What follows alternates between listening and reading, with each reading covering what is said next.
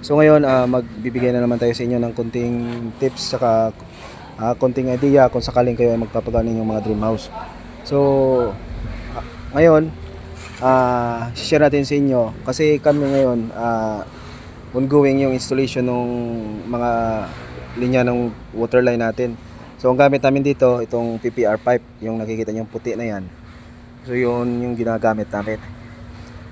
So ang i-share natin sa inyo kasi madalas ang nangyayari sa mga siguro sa marami na rin tayo na encounter na nagkakaroon ng problema kapag tapos na yung bahay, turnover na, tapos may nakatira na, nagkakaroon ng problema kasi nagkakaroon ng mga leak yung linya ng tubig.